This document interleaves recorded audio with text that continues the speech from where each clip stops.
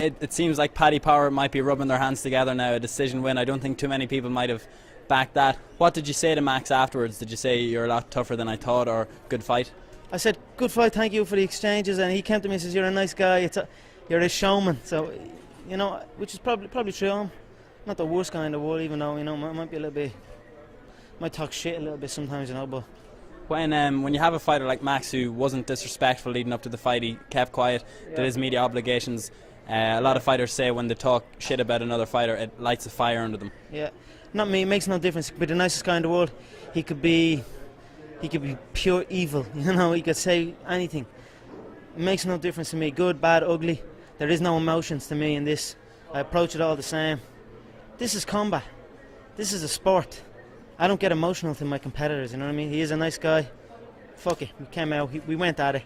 Conor, finally, it was officially announced yesterday you'd be fighting Andy Ogle in Boston.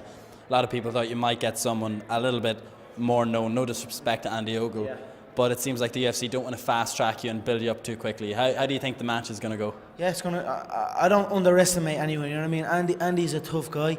He fights with his heart. You know what I mean? He's going to come forward. He's going to come and shoot for the legs, and I look forward to that. You know what I mean? I look forward to showing different aspects of my game. You know what I mean? So, again, nothing changes. There is no opponent. You know what it is. I don't have to say it. I don't have to say it. Repeat myself over and over, but it's going to be a fun night. Is there anything? I hope he comes with it. I hope he comes with his heart. I know he's an emotional guy, and I don't get emotional, so we'll see how it plays out. I'm confident I'm going to put on the show. I'm going to get more checks, more bonuses. You know what I mean? So it's going to be a good night. Johnny Durgan tonight. Oh man, Johnny. Yeah. I mean, it's for his hand speed for a light heavyweight. He's a big guy. I mean, that's the best shape I've ever seen him. But he came in through a leg kick, then a right hand left hook, right hook, and put the guy stiff. It was nice, man. Nasty. He's a powerhouse. Nick, what do you think of Conor's fighting style? And then Conor, the same question about Nick. I like it.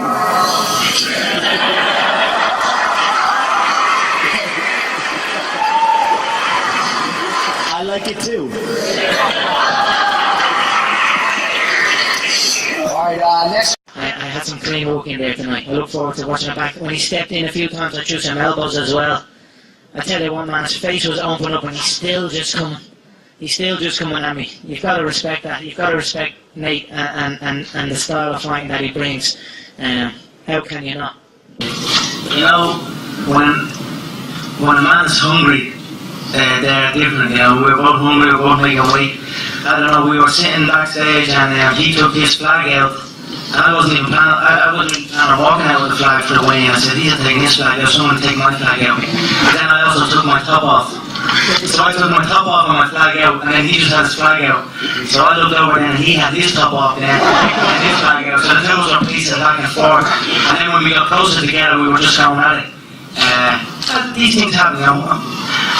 Two men hungry, you know. He came to fight this time. You know, I've shared cards with him before, and I think he made 145 on the dot, you know, championship weight. So I respect him, you know. I respect where he came from. He won the Ultimate Fighter, but I came here to fight. You know what I mean? I wasn't. Nobody was going to take this away from me. And I was willing to fight backstage if that's what it took, you know, to let it be known that I was here to fight. You know what I mean? I wasn't going to give any advantage whatsoever. Even when we came back to 14 and split, but after the Wayne thing gives us a speech and security separating us again, it's just emotions running high. You know, there's a lot on the line for us here. You know, this is the fight business. Everything is on the line for us here. We put our whole lives into this game, so you know, when you put us together, things are going to happen.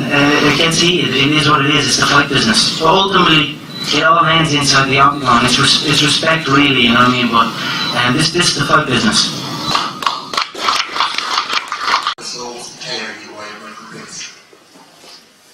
I never had ill feelings towards Marcus, you know. I don't have emotions in there, you know. It's all a game, it's all an act. The way is on, just playing up, you know. He wore the thing he wears, the mask, and I just said, listen, you're nearly 30 years old now. I think it's time to stop wearing a superhero mask. I don't think he's like it. But I mean, it should make no difference, you know. people have been tweeting me what he said in interviews and things like that. He was saying that the Irish people are, my supporters are hounding his Facebook page, hounding his Twitter. Things like that don't bother me, you know. It shouldn't bother any fighter. You know, we're in this game. You can do anything to me. You can say what you want. It's not going to make a difference when I get in there. You know, it was emotion free. I think he was emotionally attached to the contest. Two guys hugging to start the third round. Is there something in you that you have to hate your opponent to fight him? Is what goes into demonizing these guys? I don't hate any man here. We are all chasing the same dream. Whatever was said between me and Dennis, as far as I'm concerned, I spoke fact. He abused steroids and came into a contest against another man juiced up. So, and then he's talking about me speaking about and me being disrespectful. So whatever was said between myself and Dennis throughout the build-up was build-up. When we came face to face and it was time to fight, I put my hand out to touch the glove. I gave him that opportunity to just, this is it, let's fight. If you can bring it, let's bring it. I threw my glove out. He didn't respond. So I said, "Fuck it, you're the cheat. I'm the guy that's coming in here, prepared and ready through my own body." You know what I mean? I never done something like that. I'm not as familiar with the American sports, but of course I'm familiar with Michael Jordan. He was a legend of the game.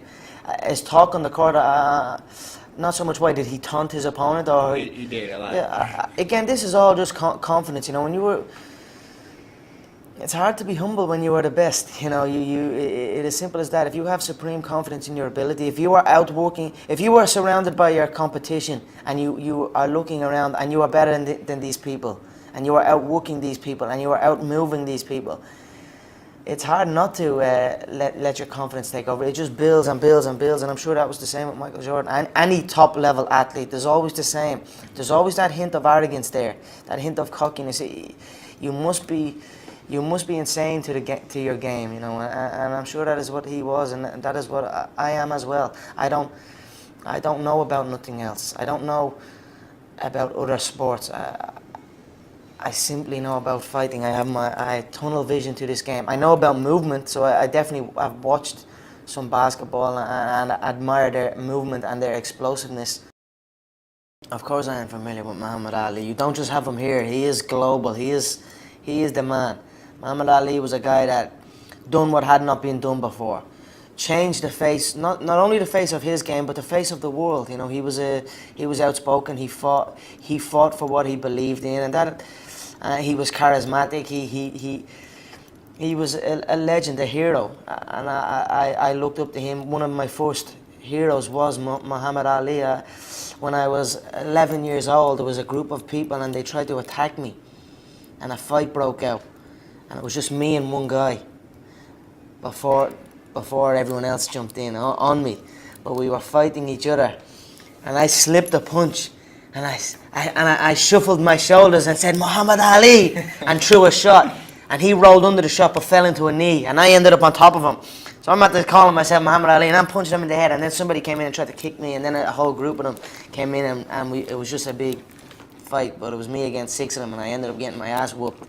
But for that first guy, you whipped him out, and you said Muhammad Ali. I done the Ali shuffle. I'm only 11 years old. I done the Ali shuffle, threw a left hook. He rolled under the left hook, which it was good of him to roll. He saw it coming and rolled under it, but he rolled right into a knee.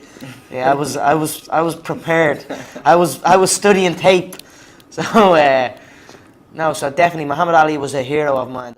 Look, this is a question we get asked all the time, and I take inspiration and motivation from absolutely everything and anything. You know, people chasing their dream, putting their head down, working hard.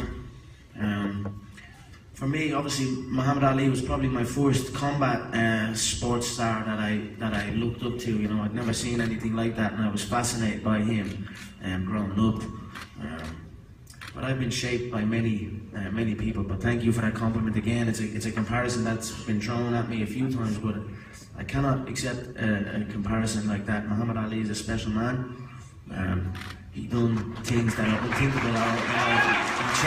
He changed culture, period. So, but again, I'm honoured to even be put in that bracket by some people. So thank you. You said you don't want to keep repeating the same thing there. You were already giving me fashion tips, but if you could give me some tips on what I should ask you to mix it up a little bit. What you're ask me? Yeah, you're probably sick of all of these same questions. I don't know. Ask me what you want, you know, but definitely rock something smart there, you know, because them jeans, them runners, look at them runners, zoom in on them pieces of shit.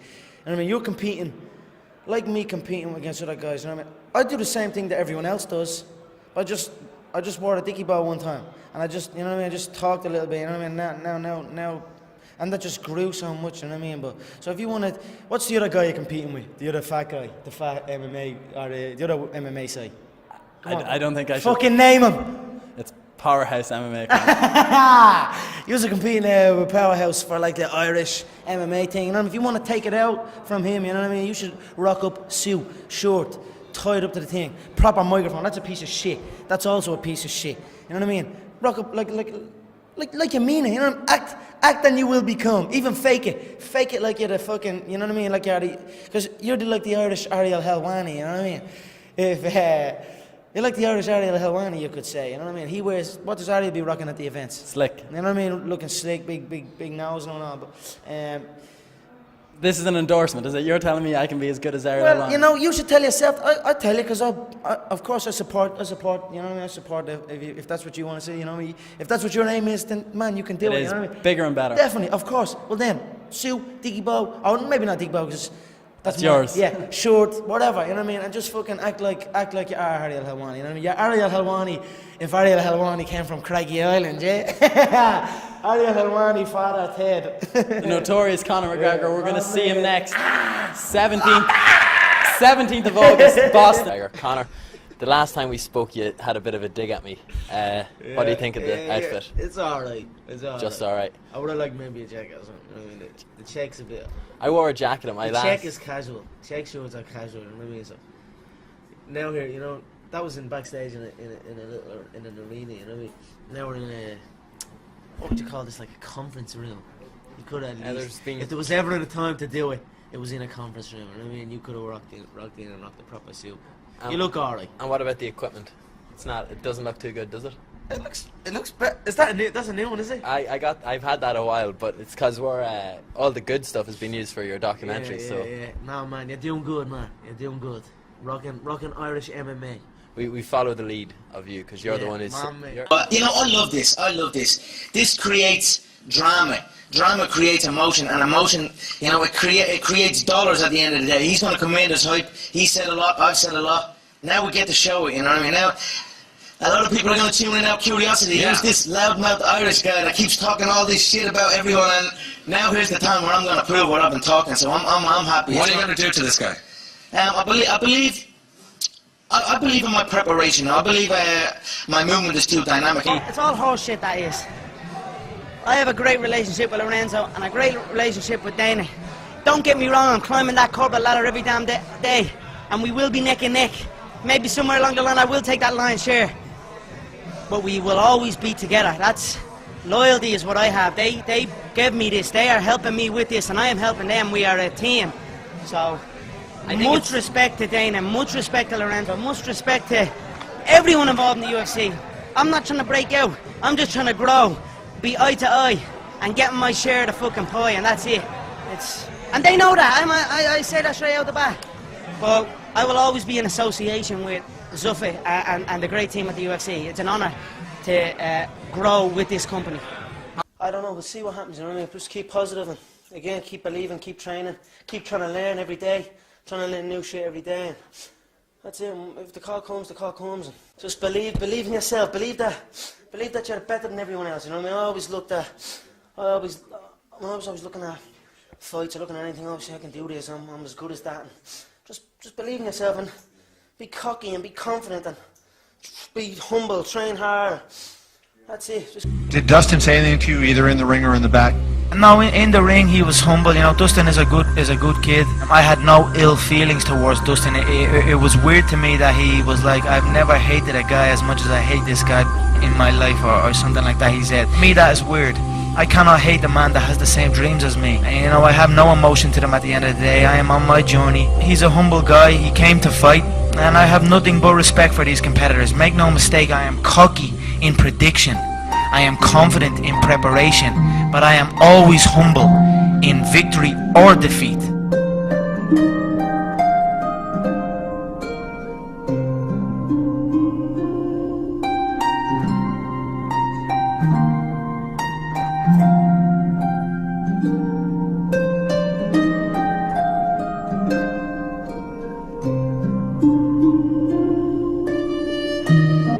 But it seems like the UFC don't want to fast track you and build you up too quickly. How do you think the match is going to go? Yeah, it's gonna. I don't underestimate anyone. You know what I mean? Andy's a tough guy.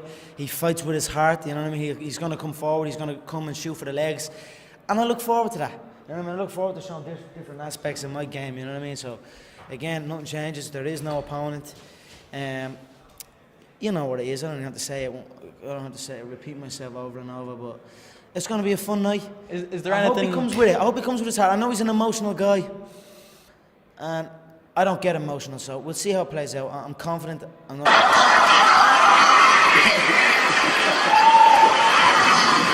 I like it too.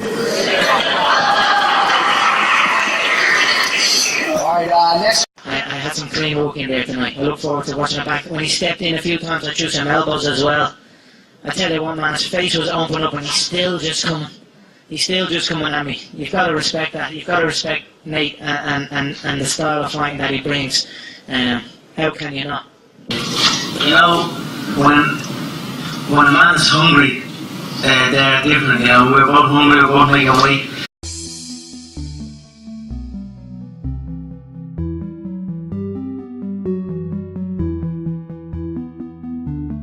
It seems like Paddy Power might be rubbing their hands together now, a decision win. I don't think too many people might have backed that. What did you say to Max afterwards? Did you say you're a lot tougher than I thought, or good fight?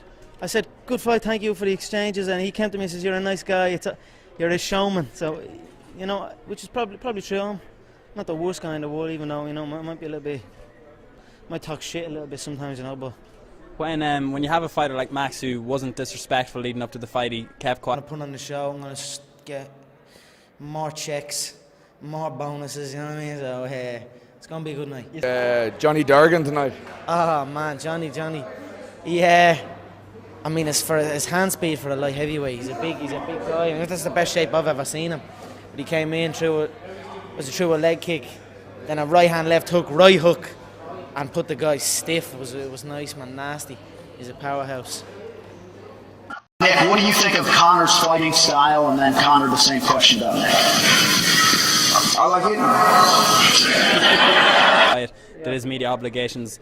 A lot of fighters say when they talk shit about another fighter, it lights a fire under them. Yeah, not me. It makes no difference. He could be the nicest guy in the world. He could be pure evil. You know, he could say anything.